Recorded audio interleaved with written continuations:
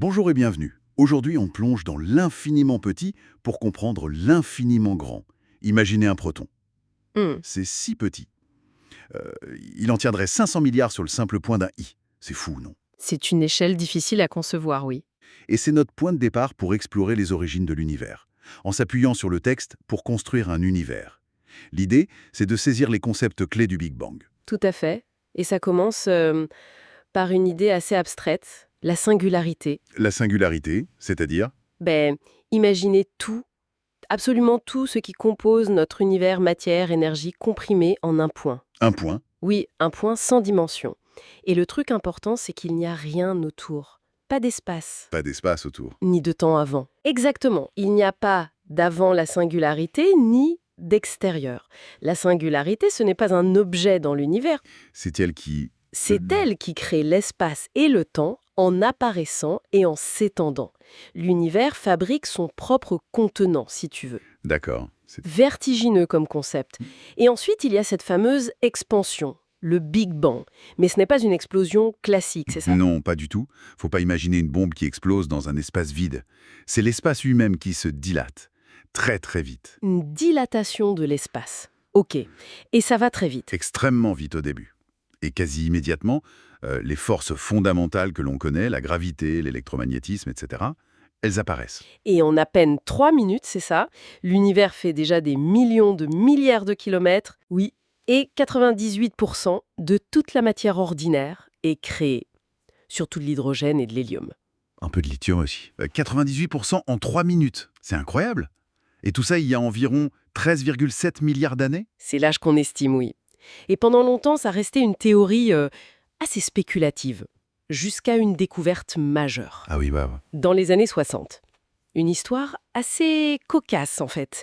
Arnaud Penzias et Robert Wilson, deux chercheurs des laboratoires Bell, ils travaillaient sur une grande antenne radio et ils étaient parasités par un bruit de fond constant, un sifflement faible mais impossible à éliminer. Et ils ne savaient pas d'où ça venait. Non, ils ont tout envisagé. Des interférences de New York, des essais nucléaires secrets. Ils ont même nettoyé méticuleusement l'antenne en enlevant les déjections de pigeons. Ils pensaient que ça pouvait brouiller le signal. Les pigeons. C'est une bonne anecdote. Et pendant qu'ils galéraient avec ça, Exactement. Pendant ce temps, pas très loin, à l'université de Princeton, une autre équipe, menée par Robert Dicke, cherchait précisément ce signal. ils le cherchaient. Exactement. Pourquoi? Parce que des théoriciens, comme George Gamow bien avant, avaient prédit que si le Big Bang avait eu lieu, il devait rester une sorte d'écho thermique, un rayonnement fossile, très froid, vestige de cette chaleur initiale. D'accord. Et Penzias et Wilson tombent dessus par hasard complet. Finalement, Penzias appelle Dick à Princeton, et là, Dick comprend tout de suite.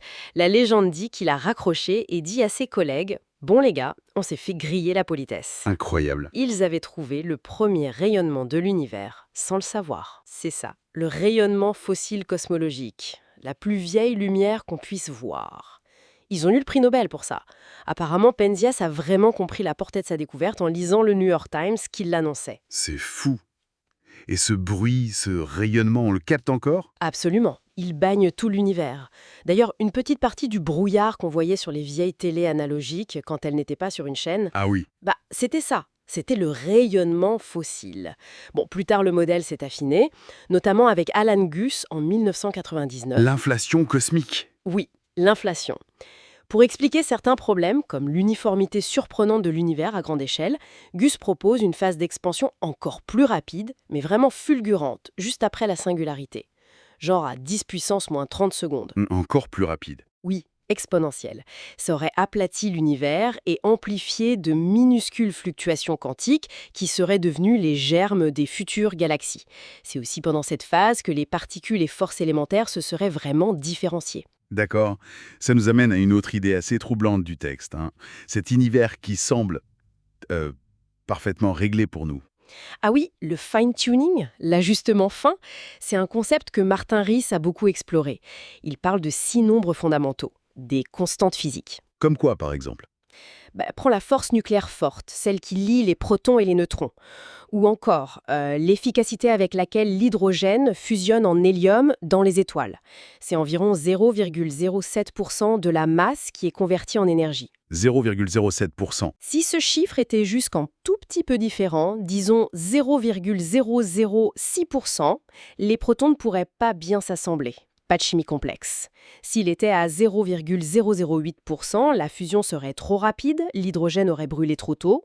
Donc, pas d'étoiles stables comme notre Soleil, pas d'éléments lourds fabriqués sur des milliards d'années. Exactement. Pas le carbone, pas d'oxygène, pas de vie comme la nôtre. C'est comme si l'univers était sur un fil. Si une seule de ces constantes variait légèrement, l'univers serait radicalement différent et probablement stérile. Ça donne le vertige. Qu'est-ce que ça implique à plat? Qu'on a eu de la chance? Oui, ça ouvre des portes fascinantes. L'une des idées, c'est le multivers. Peut-être qu'il existe une infinité d'univers parallèles, chacun avec ses propres constantes physiques, tirées au hasard en quelque sorte. Et on serait juste dans celui où les conditions sont bonnes. Voilà, c'est l'analogie de Reese avec le magasin de vêtements IKD. Si vous avez des milliards de costumes de toute taille, vous finirez bien par en trouver un qui vous va parfaitement. D'autres imaginent des univers cycliques, avec des Big Bangs qui se succèdent. Des spéculations assez folles. Et notre univers à nous alors, il a une forme? Des bords? Probablement pas de bord. Il est peut-être fini mais sans limite, un peu comme la surface d'une sphère. Si tu marches tout droit sur une sphère, tu ne rencontres jamais de mur, mais tu finis par revenir à ton point de départ. D'accord. Mais en 3 dimensions ou plus? C'est ça. Il n'y a pas de centre non plus. L'expansion se fait partout en même temps. Et ce qu'on appelle l'univers observable, ce qu'on peut voir avec nos télescopes, n'est qu'une petite bulle dans un méta-univers potentiellement bien plus vaste. Bon, si on résume, on part d'un point minuscule, la singularité. Expansion fulgurante, création de l'espace, du temps, de la matière légère. Puis une découverte par hasard qui confirme tout ça, le rayonnement fossile. Et enfin, ce constat troublant d'un univers réglé au millimètre près. C'est un bon résumé, mais le texte nous laisse sur une question cruciale. Le Big Bang a créé l'hydrogène, l'hélium, les 98%. Oui. Mais nous, la Terre, la vie, on est fait de carbone, d'oxygène, de fer, d'éléments lourds. Ces éléments nécessitent des conditions extrêmes pour être forgés, des énergies comparables à celles du Big Bang lui-même. Alors comment ont-ils été créés si le Big Bang n'a produit que les plus légers? Exactement. Le Big Bang initial n'a pas suffi. D'où vient donc le reste? D'où vient la matière même qui nous constitue? Et le texte suggère que la réponse viendrait d'un scientifique qui au départ n'était même pas convaincu par le Big Bang. C'est ça, ça laisse à réfléchir sur la suite de l'histoire cosmique. Effectivement, une question fondamentale pour comprendre d'où nous venons. On s'arrête là pour aujourd'hui. Merci. Merci.